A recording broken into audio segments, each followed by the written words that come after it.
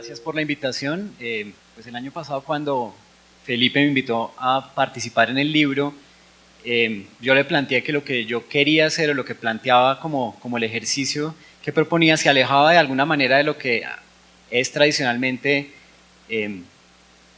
los ejercicios, que se alejaba de lo que han sido los ejercicios de la MOE tradicionalmente, en tanto yo quería enfocarme en el nivel individual, en la percepción que tienen los ciudadanos frente a las instituciones públicas y particularmente frente a la percepción que tienen los ciudadanos de la confianza en instituciones estatales y les voy a mostrar un análisis de 5 instituciones y el insumo que iba a usar y el insumo que usé en el capítulo son justamente los informes y las categorizaciones de riesgo, tanto electoral como riesgo de violencia, que ha producido la MOE en los últimos años y particularmente me concentré en los indicadores de riesgo que ustedes produjeron para el año 2011. El análisis que va a presentar entonces tiene ese como punto de referencia, probablemente es la única presentación, el único capítulo que no tiene un mapa, pero la idea es justamente tener ese insumo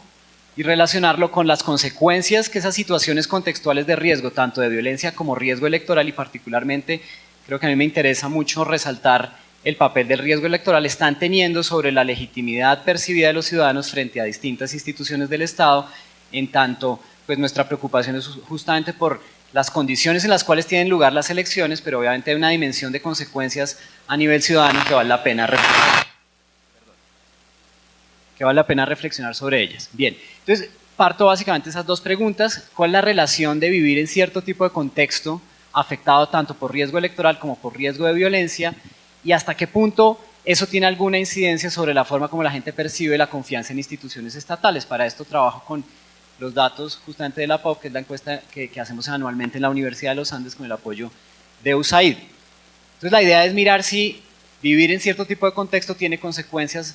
frente a mi percepción del Estado versus aquellas personas que viven en otro tipo de contexto en términos de riesgo electoral y riesgo de violencia. La lógica,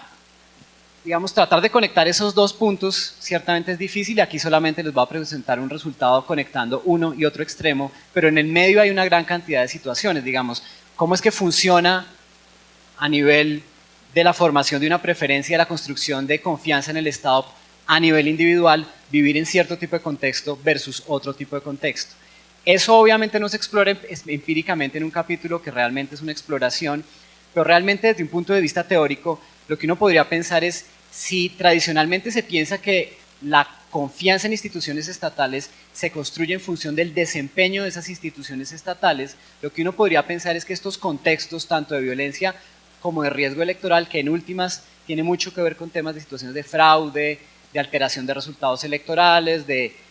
alteración del mismo proceso electoral, pues en últimas terminan mandando un mensaje en términos de cómo funcionan las instituciones estatales, cuál es la autonomía de esas instituciones estatales y qué capacidad tienen esas instituciones estatales para responder a las preferencias y a los intereses de los ciudadanos y consecuentemente uno podría pensar que por esa vía hay una reducción de la confianza y la legitimidad que sienten los ciudadanos hacia cierto tipo de instituciones en contextos afectados tanto por riesgo de violencia como por riesgo electoral. Esa es un poco la lógica del ejercicio desde un punto de vista teórico, pero como les decía anteriormente, lo que hace este capítulo es fundamentalmente hacer como una conexión estadística entre una dimensión y la otra, entendido el riesgo de violencia y el riesgo electoral como factores del contexto. Estas fueron las 5 instituciones que exploré, intenté hacer un ejercicio con más instituciones, pero en últimas me parecía clave concentrarse en 2 tipos de instituciones. De un lado, instituciones que tienen que ver con la realización de elecciones, gobierno nacional, alcaldías municipales, partidos políticos, Consejo Nacional Electoral y hasta cierto punto pues las Fuerzas Armadas, las Fuerzas Militares tienen algo que ver en la realización de las elecciones en tanto pues no son quienes las organizan, pero de alguna manera garantizan que tengan lugar esas elecciones. Y algunas de estas también uno las puede descifrar como instituciones cuya función en últimas es garantizar seguridad y ahí yo haría el énfasis tanto en el gobierno nacional como en las Fuerzas Armadas. Al hacer este ejercicio, pues yo debo confesarles, yo no tenía muchas expectativas de encontrar nada. Digamos, con el riesgo de decirles, bueno, ya no metan mi capítulo porque es que aquí no hay nada. Porque efectivamente, por ejemplo, en el caso del Consejo Nacional, donde efectivamente lo que se encuentra es muy, muy poco, pues quién conoce el Consejo Nacional Electoral y hasta cierto punto la posibilidad de conectar el riesgo con estas instituciones, pues depende de que la gente identifique qué es el Consejo Nacional Electoral y pueda hacer una calificación más allá de una calificación aleatoria, que es lo que puede suceder cuando uno le pregunta a alguien, bueno, ¿y usted confía mucho, algo o poco en el Consejo Nacional Electoral? Pero bueno, ¿qué es el Consejo Nacional Electoral? En el caso de partidos, fuerzas militares y alcaldía local, obviamente uno tiene una expectativa distinta. Entonces, estas son las 5 instituciones que se exploraron a partir de los resultados de la encuesta de la POP 2013 y de los indicadores de 2011 de riesgo electoral y de violencia. Bien, entonces yo trabajo con básicamente 3 hipótesis, como 3 intuiciones. La primera, muy sencilla, es que aquellas instituciones donde hay más riesgo electoral uno esperaría menos niveles de confianza hacia aquellas instituciones relacionadas con la realización de elecciones, donde hay más riesgo, donde hay más incidencia de riesgo de violencia, uno esperaría que haya menores niveles de confianza en aquellas instituciones que tienen que ver con las garantías de seguridad. Y hay una tercera hipótesis o hay una tercera expectativa que tiene que ver con que, pues sí, en algunos de esos municipios efectivamente mucha gente no confía, pero algunos confían en el Estado. Y entonces, ¿hasta qué punto esos efectos del contexto o esa relación del contexto con la formación de una opinión sobre el Estado está condicionada por una serie de factores individuales que hacen inmune mi calificación a la situación del contexto? A mí no me importa eventualmente que se cometan fraudes o que haya mucha violencia si el alcalde provee cierto tipo de beneficios o cierto tipo de bienes, y creo que la presentación anterior apuntaba en uno de esos ejemplos. Pues el tipo puede estar en la cárcel producto de un fraude electoral, pero es que él nos trae cosas acá, entonces eventualmente esas calificaciones ciudadanas del desempeño de un político, independientemente de cómo lo hace, pues neutralizarían efectivamente esa situación. Es decir, bueno, ¿de qué depende que el contexto tenga una relación?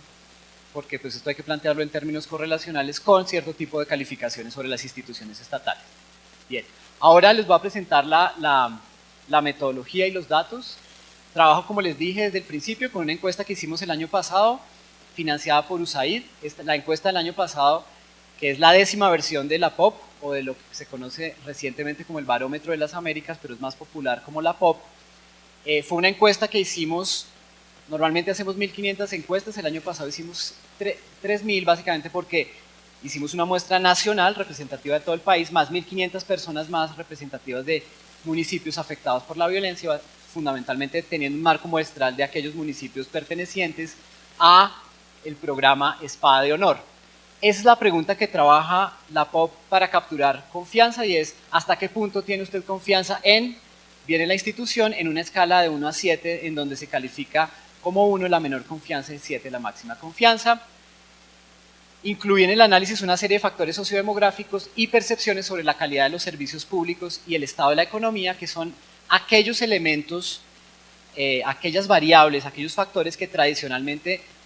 la literatura ha encontrado como los que tienen mucho que ver con las calificaciones de confianza. La gente confía en las instituciones y las instituciones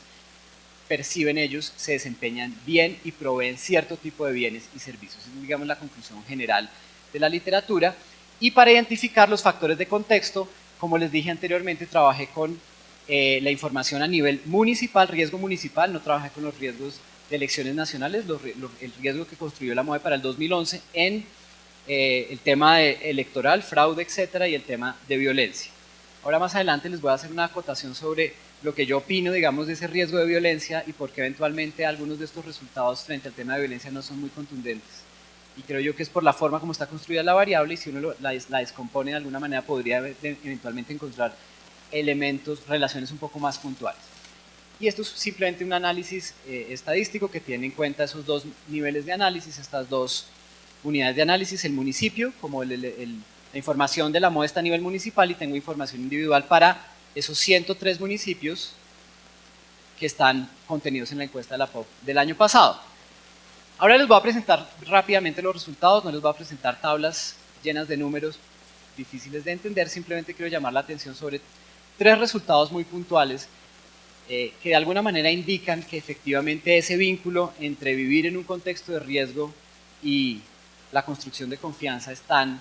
existe y hay que explorarlo de una manera un poco más detallada. Lo que tienen ahí en el telón es justamente cómo cambia el promedio municipal de riesgo, perdón, de confianza en una escala, transformamos esa escala de 1 a 7 que les mencioné antes, de 0 a 100, y cómo cambia a medida que uno pasa de no riesgo, ningún tipo de riesgo, al máximo nivel de riesgo, y lo que encontramos es que fundamentalmente partidos políticos, que tiene mucho sentido, que justamente si es la institución, si es la organización, en este caso no la llamamos una institución pública, es una organización que pues está relacionada con el tema de la realización de elecciones, donde hay más riesgo, hay mucha menos confianza en los partidos políticos, y curiosamente también en las fuerzas militares.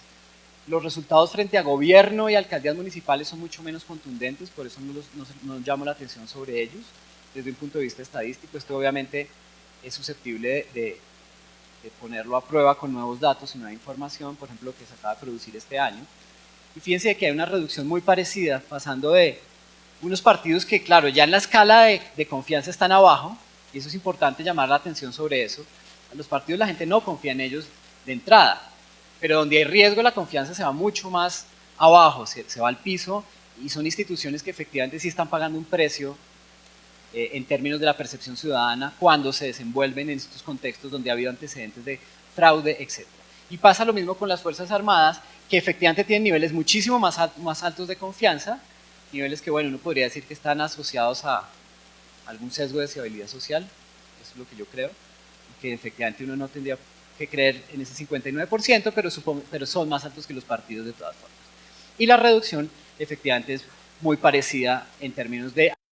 mínimo al máximo riesgo. El siguiente resultado es menos contundente en términos del cambio, en la escala. Aquí uno puede encontrar efectivamente resultados estadísticos, pero una escala de 0 a 100,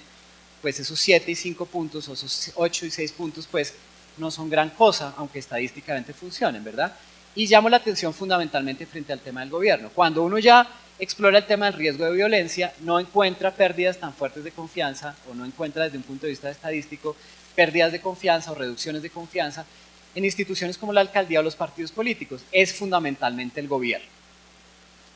aquella institución de la cual la ciudadanía tiene una expectativa de que garantice ciertas condiciones de seguridad y que al moverse de un riesgo a otro, pues sea una reducción cercana al 8%. Eso es como el resultado general de este análisis exploratorio que trata de correlacionar esos contextos de riesgo con la construcción de confianza ciudadana en esas 5 instituciones. El último ejercicio era justamente mirar, bueno,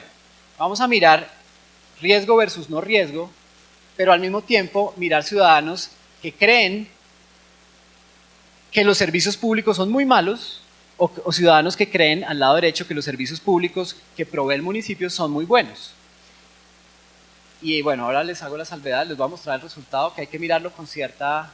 desconfianza desde el punto de vista estadístico, pero a esos números yo creo que hay que explorarlos porque ahí hay algo interesante. Y es que parecen mostrar efectivamente que independientemente del tipo de riesgo, si yo creo que el municipio está proveyendo buenos servicios públicos, la calificación de confianza prácticamente no cambia, que es lo que ustedes ven aquí al lado derecho arriba. ¿Sí? En un municipio en donde los servicios que provee el municipio se evalúan muy mal, ahí es donde encuentra uno esa diferencia interesante entre confianza hacia el gobierno nacional, que donde hay máximo riesgo es del 25%, es del 25% en la escala de 0 a 100, y donde hay máximo riesgo es cercana al 39%. Ahí está la diferencia. ¿Sí? Ahora, mirando el tema en riesgo de violencia, confianza en alcaldías, esto creo que es riesgo, si esto es riesgo electoral y esto era riesgo de violencia, perdón. Mínimo riesgo de violencia, máximo riesgo de violencia, la línea punteada, y de nuevo, cuando la alcaldía se desempeña mejor, parecen las dos líneas converger, indicando que es un factor de percepción individual que neutraliza esta situación contextual. A la gente parece entonces, a la hora de construir su evaluación de confianza hacia las instituciones estatales, importarles fundamentalmente lo que hace la alcaldía, lo que hace el gobierno local en términos de dar acceso a cierto tipo de bienes y servicios, y aunque el contexto importa, en ese caso importa muchísimo menos. Y eso es un mensaje un poquito, pues uno lo puede interpretar de muchas maneras, uno puede decir, bueno, ¿qué importa el riesgo, qué importa la violencia, que el alcalde lo haga bien? No, obviamente el riesgo importa, el riesgo electoral y el de violencia tienen un impacto, pero esto se está dando en un contexto de formación de preferencias específicas. Y finalmente, pues, digamos, la conclusión general del capítulo es justamente que yo creo que hay que tener en cuenta que hay un vínculo aparente entre estos contextos de riesgo electoral y contextos de violencia y la formación de preferencias, que esto que estamos discutiendo hoy no es irrelevante en términos de la construcción de confianza a nivel individual que tiene el ciudadano frente a las instituciones públicas, que su relevancia no está solamente asociada a que nuestro trabajo como identificadores de estas situaciones de riesgo, de los potenciales efectos nocivos de ciertas condiciones para la realización de elecciones, se limitan únicamente al momento de las elecciones y al momento electoral, sino es un proceso que tiene que ver, que tiene un impacto de largo plazo en construcción de confianza ciudadana en instituciones centrales para el funcionamiento de la democracia. No lo voy a hacer ahora porque sé que en la mesa me matan, pero yo sí creo que si uno de pronto hiciera no sé, me pregunto qué pasaría si uno hiciera esta medición de confianza institucional frente al impacto de los partidos en violencia, cuando estábamos hablando del tema de las relaciones entre grupos armados ilegales y política, pero nos tendríamos que haber ido no al 2011, que fue la época del estudio, sino haber entrado a las elecciones 2002 y 2006, que fue donde hubo mayor impacto en la costa atlántica, para ver si ahí uno lograba ver algún tipo de variación. Pues el ejercicio se puede hacer porque ustedes tienen la información y nosotros tenemos encuestas cercanas a esa fecha. Yo hice un ejercicio, fue para abstención electoral e intención de voto según cierto tipo de contextos de control de actores armados, y efectivamente sí hay unas relaciones muy parecidas, pues, a las que aparecen acá, de evidentes reducciones de participación o cambios de preferencias de un lado a otro según el signo del actor armado, por decirlo de alguna manera. Y obviamente eso puede ser muy contundente. Otra cosa que sería interesante hacer es mirar la evolución de estos indicadores de confianza a lo largo del tiempo, contrastándolos un poco con lo que ha sido la evolución de algún tipo de indicador de seguridad o los promedios de riesgo, a ver cómo han cambiado, porque, pues, como enfatizaba al final, lo interesante de esto es mirar consecuencias como a largo plazo de lo que estamos viendo hoy en día en términos de las condiciones en las cuales tienen lugar las elecciones. La hipótesis principal o la hipótesis inicial, pero mira, nuestro ejercicio tampoco tiene mapa, y nuestro ejercicio también es un ejercicio muy sencillo. Sin embargo, confirmamos varios de los elementos que ya han sido señalados acá por otros análisis o por otros enfoques que se han hecho en el informe. La hipótesis que tenemos nosotros es mirar a ver si el nivel de tributación que se tiene en el país, en los municipios, el nivel de desempeño institucional, como lo calcula el DNP, tiene algún efecto sobre la participación electoral. Si el mejor o peor desempeño institucional o fiscal de los municipios o autonomía fiscal compromete más o menos a los ciudadanos a acercarse a las urnas, ¿no? Es una mirada económica. Una cosa importante es que nosotros hemos, pues evidentemente, como se conoce en la literatura que analiza la participación electoral en el país, la participación electoral viene cayendo y está por debajo del 50%, lo cual obviamente le resta legitimidad a gran parte de los cargos de elección. Y los niveles resultan preocupantes, pues obviamente la legitimidad siguiente, por favor. Entonces nosotros lo que hicimos fue, la MOE nos entregó unos datos que provienen de DNP, DANE, Ministerio de Hacienda y Crédito Público, la Registraduría Nacional del Estado Civil para el caso de la participación, y con esa base se tuvieron estos datos: participación electoral, el índice integral de desempeño municipal que lo produce el DNP, que es como un agregado que da cuenta del cumplimiento de metas y la eficiencia de la administración pública en su gestión, el recaudo per cápita de impuestos predial e ICA, que es un poco lo que queremos mirar, a ver si esos pagos al fisco le generan mayor compromiso a la población para votar,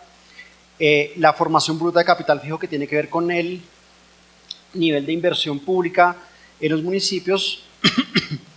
la autonomía fiscal, es decir, que tanto dependen de recursos propios o de recursos de origen nacional los municipios, y utilizamos los riesgos también como una variable de control o de análisis. Entonces vienen los datos. Primero, una cosa que ya había sido señalada, que quiero empezar por ahí. Fíjense que ustedes miran la participación del país en el promedio, la participación autónoma, que uno puede pensar así que tienen los municipios. En cuanto a la participación en primera y segunda vuelta presidencial en 2010, la participación autónoma está alrededor del 30-31%. Sin embargo, cuando uno la contrasta con la participación que hay con la participación a Cámara y a Senado, la participación en Cámara y Senado está cerquita al 60%, es casi el doble, ¿correcto? Es como que ya había sido señalada por Jan, por ejemplo, que parece ser que en el ámbito local se tiene mucha más preocupación por la representación de las regiones en el Congreso que por la presidencia. Jan señalaba que es en Cundinamarca y en el altiplano cundiboyacense donde más cercanía se tiene, más preocupación se tiene por las elecciones presidenciales, mientras que el resto del territorio nacional parece preocuparse muy poco menos, y eso lo estaría mostrando esta constante. También una cosa, nosotros trabajamos con riesgos, pues, en los resultados que están publicados en el libro, trabajamos con riesgo combinado, que es la variable producida por la MOE. Sin embargo, los resultados en términos de coeficientes y de valor son muy parecidos cuando uno lo mira independientemente por riesgos de políticos o por riesgos de violencia. Es decir, este riesgo combinado sí estaría estadísticamente recogiendo muy bien el efecto del individual de la violencia y del riesgo político, ¿correcto? Son muy parecidos en magnitud. Otra aclaración que hay que hacer sobre el modelo es que estadísticamente pues, son todas las variables significativas, robustas, es decir, se puede confiar mucho en estos, pese a todas las críticas que uno pueda tener frente a un modelo econométrico que habla sobre promedios, igual a situaciones distintas, no tenemos un mapa asociado, no es un análisis puntual municipio por municipio, pero sí es el agregado. ¿Qué encuentra uno? Que en promedio, fíjense que ustedes que el riesgo por violencia reduce la participación, el riesgo combinado 1, o sea, el más bajo, en donde hay riesgo por violencia, reduce la participación en un 6% aproximadamente electoralmente, pero el riesgo combinado 2 tiene un poquito menos de efecto, en tanto está alrededor del 6%, 5% en presidenciales, y es más bajito en la de Cámara y Senado, porque de nuevo la gente está más comprometida con la elección de Senado, pareciera que no le pega tan fuerte. Y el riesgo combinado 3 sí le pega muy fuerte a la participación electoral. Donde hay riesgo combinado 3, reduce la participación electoral en cerca del 10%, ¿no? Y es un país, riesgo extremo, sí, exacto, riesgo extremo 3, reducen un 10% en promedio en el país, o sea, tiende a pegarle, y en un país que tiene una participación por debajo del 50%, el 10% es importante, ¿no? No es una participación menor. Ahora miremos qué pasa con el compromiso a partir de los ingresos tributarios sobre los ingresos corrientes, es decir, lo que tiene que ver con autonomía. A mayor autonomía parece ser que para elección presidencial sí le pega un poquito, 6% y 2% en la segunda vuelta, primera y segunda vuelta, pero esa mayor autonomía parece ser que tiene un efecto negativo en la Cámara y Congreso, aunque pequeño, 5%. A mayor autonomía como que hay menor participación. Entonces parece, pues, eso es un análisis un dato importante que hay que analizar con mayor detalle posteriormente. El desempeño de los municipios en materia fiscal es prácticamente cero lo que le pega. No tiene un efecto significativo, digamos, o por lo menos poderoso. Uno podría decir que eso no es una variable que tengan en cuenta los electores para acercarse, decidir si votar o no votar. Y otra cosa muy importante es que de este análisis así muy agregado es que es prácticamente un censo, porque tenemos básicamente la mayor parte de los municipios, 1100, 1090 municipios puestos en la base, lo cual habla sobre el impacto que tiene el ejercicio. Me parece de resaltar, pues la siguiente por favor. Bueno, esto es sencillamente el modelo en variables estandarizadas, entonces creo que confirma plenamente lo que habíamos visto en la diapositiva anterior, creo que la podemos pasar, y pues evidentemente lo que muestra uno es que sí es necesario la variable riesgos por violencia y riesgos, sí resulta ser una variable explicativa muy poderosa para controlar, dijéramos, para incentivar a la población a votar. Tiene el hecho de que el riesgo extremo le pegue en un 10% a la participación en los municipios que tienen riesgo extremo, nos parece pues, que es un resultado importantísimo, sí explica gran parte de la participación de los ciudadanos, sí le pega en promedio, y obviamente nos preocupa también el hecho de que la población aparentemente no encuentra mayor compromiso o menor compromiso con la democracia si su municipio se está desempeñando mal, o bien en términos de desempeño fiscal y en desempeño que eso sea neutro, pues evidentemente sí hay que hacer campañas de sensibilización al electorado de que su voto vale y que su voto tiene efectos sobre cómo se desempeña un municipio y legitimar la democracia en este sentido.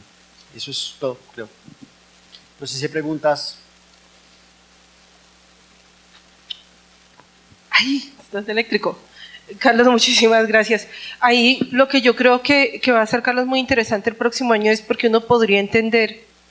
creo, a fe de poderme equivocar, que el desempeño fiscal y administrativo no tenga mucha incidencia cuando estamos hablando de elecciones a Congreso y presidenciales. Es decir, uno podría entender que los ciudadanos no hacen una correlación de cómo va el municipio para tomar la decisión si elige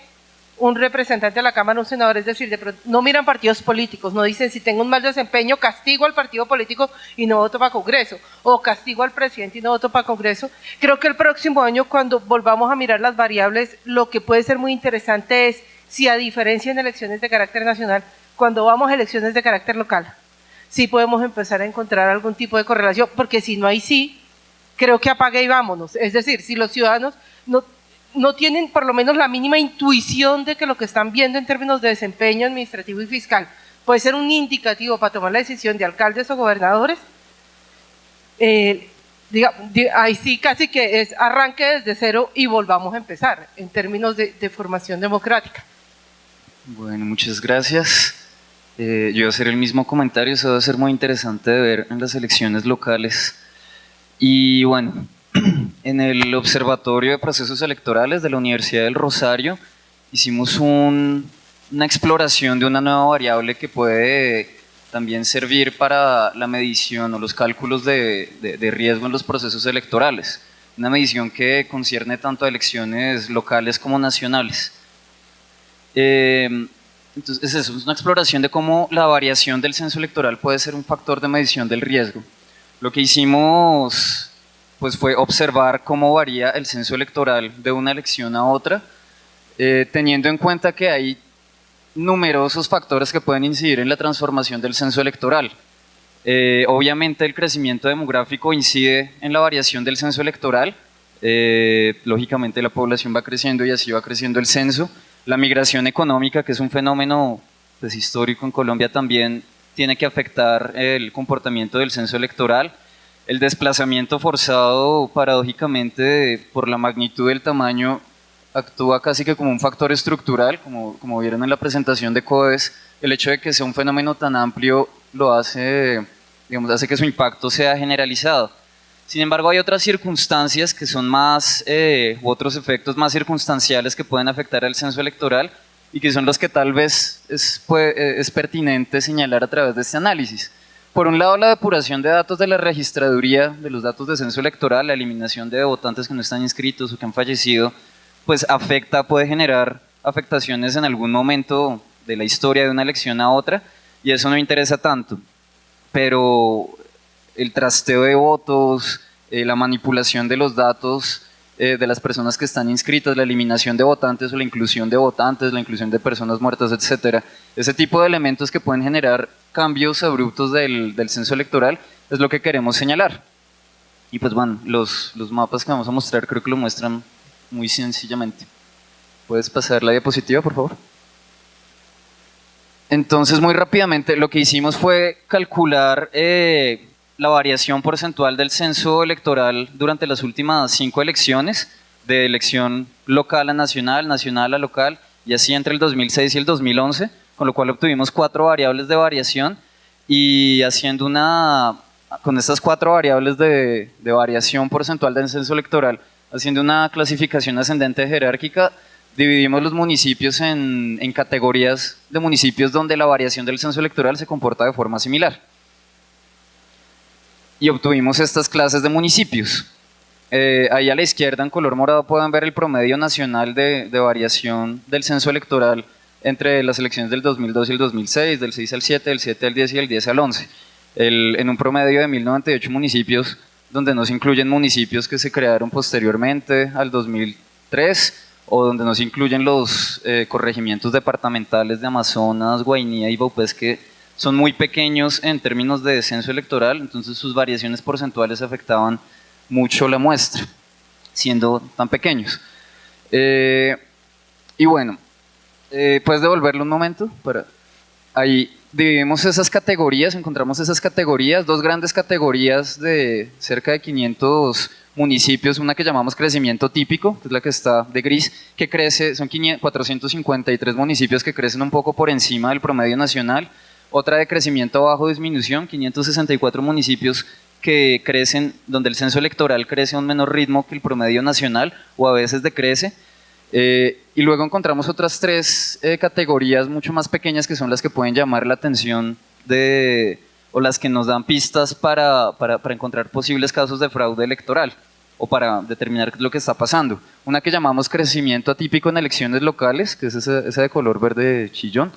donde ustedes ven que para las elecciones del 2007 y para las elecciones del 2011, en solo un año, en promedio el censo electoral creció muchísimo. En esos 5 municipios en promedio creció en 50% para el 2007 y en 20% para el 2011, muy por encima de los promedios nacionales, y pues es lo que muestra el cálculo estadístico. Habrá que saber qué pasa en esos municipios, ya vamos a ver cuáles son. Otra categoría que es la más llamativa para este momento, que es la de crecimiento alto, 54 municipios que durante las últimas 4 elecciones han ido aumentando progresivamente su censo electoral por encima del promedio nacional,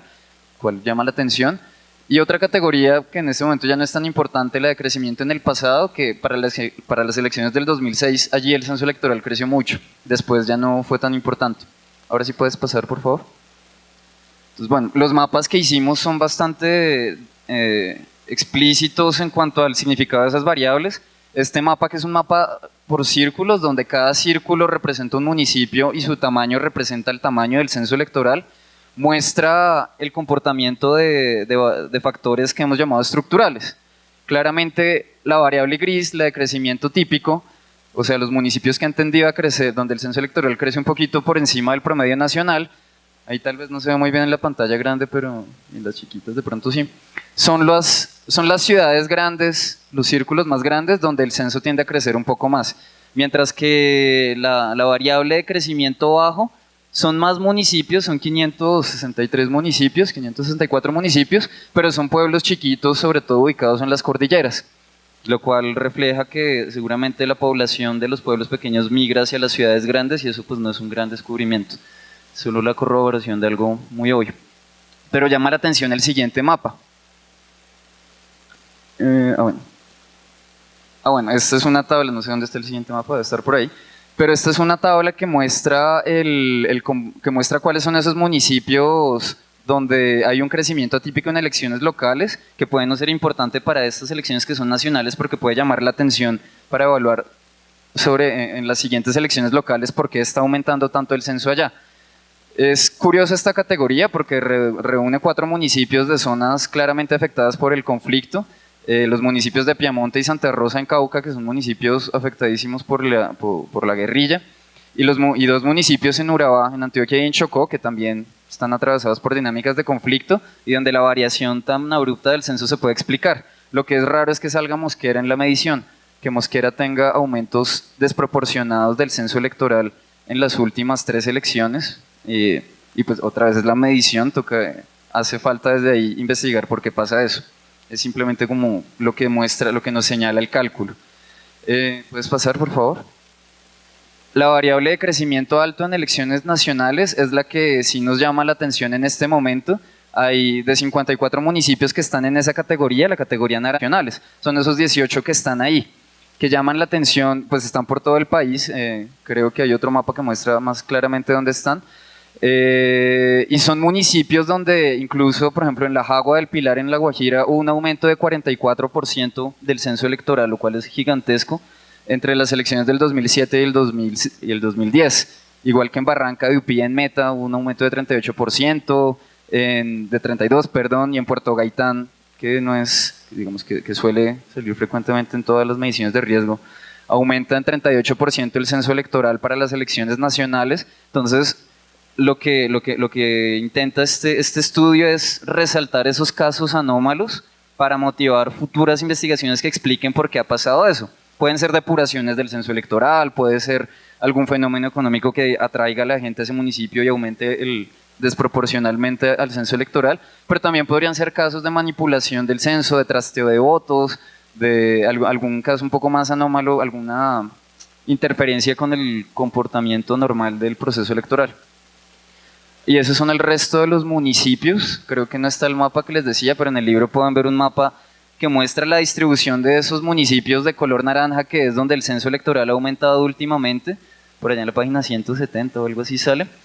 Y pueden ver que están distribuidos por todo el país, pero que en general coinciden con la dinámica o con el comportamiento de muchas variables de riesgo electoral que coinciden en presentarse en lugares relativamente periféricos del país. Si piensan en el mapa de círculos que muestra el tamaño de poblaciones, estas anomalías se presentan en municipios pequeños, no en grandes ciudades ni en municipios grandes, y pues es una tendencia que lleva a concluir lo mismo que lleva a concluir muchas de las otras variables, y es que la ausencia de población, la ausencia de instituciones del Estado, la ausencia de todo lo que implica más población, más medios de comunicación y más ojos, pues se presta para anomalías del funcionamiento del proceso electoral. Creo que eso es todo, ¿cierto? No, gracias. Entonces andamos detrás del registrador para que nos lo haga llegar y del Consejo Nacional Electoral, porque yo sí creo que hay algo que vale la pena para estas elecciones, para las de Congreso, es poder actualizar esta investigación, este último, con el tema del censo electoral, además porque ahí hemos tenido algunas discusiones sobre todo con Consejo Nacional Electoral y Registraduría frente a si estamos en fenómenos de transhumancia electoral, que ellos dicen que no, porque son elecciones nacionales, y nosotros decimos que lo que estamos es frente a una variación que puede estar demostrando compra y venta de votos, frente a una serie de municipios. Sí, y ahí vale la pena resaltar eso que les digo que sale en las tablas que acompañan los mapas que están por allá en la página, no me acuerdo, en la página 176 está el mapa que les digo, y esos municipios de color naranja en ese mapa que crecen desproporcionalmente, que en algunos casos crecen más en elecciones locales y en otros nacionales, dan pistas de si hay casos de transhumancia electoral, qué tipo de políticos de esas regiones están interesados en la transhumancia, si son candidatos al consejo, a la gobernación o candidatos nacionales. Es como una pista muy clara. O si tiene otra vez que ver con minería, porque aquí pareciera que todos los caminos conducen a la minería, pero creo que le podemos hacer ese regalo con mucho cariño a la Registraduría, al Consejo Nacional Electoral, apenas nos entreguen la base de datos, se la podemos enviar con un moño. De verdad, muchísimas gracias a todos los que han tenido la paciencia de estar. Esperamos que en próximas elecciones cada vez seamos más, porque creo que estamos abordando las elecciones desde temas diferentes y eso nos permite una mejor comprensión. Bueno, muchas gracias, Alejandra. Y bueno, digamos que en nombre de la Embajada de Suecia, que también ha participado en este ejercicio, quiero felicitar pues a la MOE y a todo el equipo de universidades y de centros de pensamiento y organizaciones sociales que han participado en este ejercicio. Quiero felicitarlos y hacer un reconocimiento, digamos, al trabajo. Yo creo que uno de, digamos, de las cosas más valiosas de este ejercicio es poder confluir tantos actores, digamos, 5 universidades, 4 organizaciones, centros de pensamiento. Eso es, digamos, un ejercicio muy valioso, del cual, digamos, desde la cooperación nos sentimos muy orgullosos de estar apoyando. También me parece muy positivo destacar la inclusión de nuevas variables. No hemos visto el tema, por ejemplo, de participación política de las mujeres, que, pues, digamos, ustedes saben que Suecia valora muy positivamente. También el tema de tierras, del cual también tenemos un interés muy particular. Entonces nos parece muy interesante, muy positivo que se haya incluido como una de las variables. Yo quiero simplemente como un comentario, una pregunta, una reflexión, digamos, al final, y es que, claro, el propósito también de estos mapas es prevenir, ¿no? Que efectivamente no ocurran los riesgos y no contrastar que después, si ve, se le dijo y no pasó nada, sino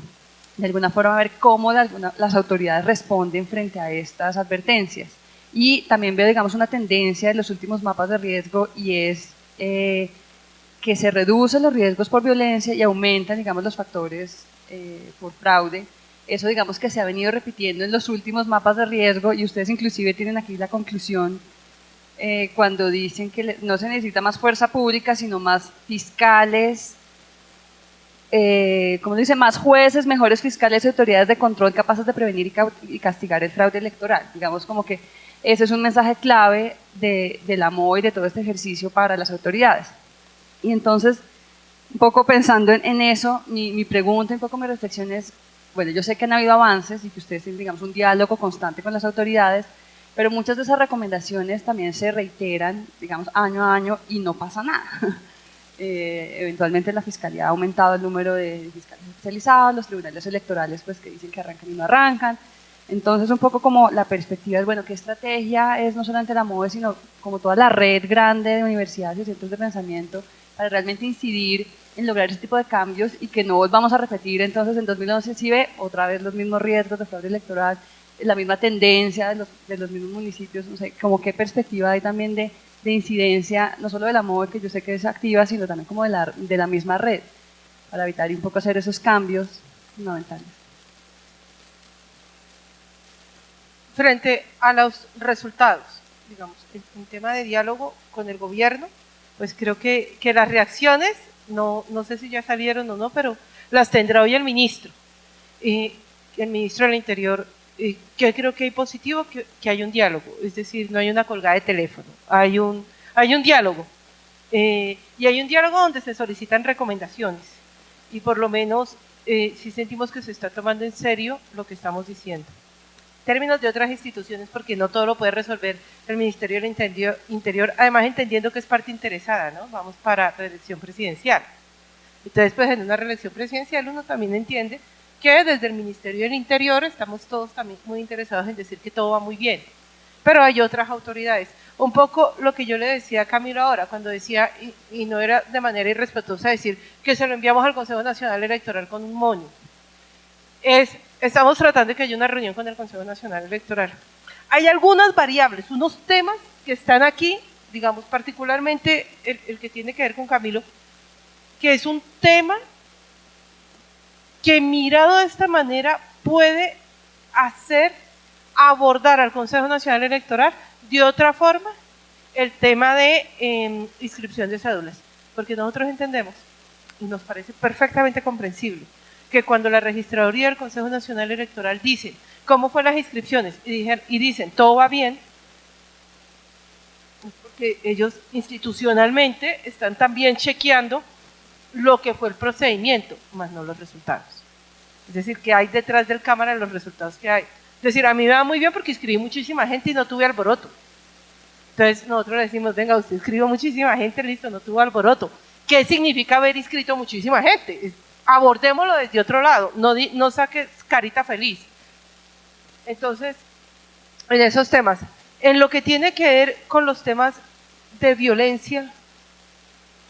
yo creo que ahí son unos diálogos paralelos, y por eso yo le decía a Marco de CODES que se quedara a escuchar el de tierras,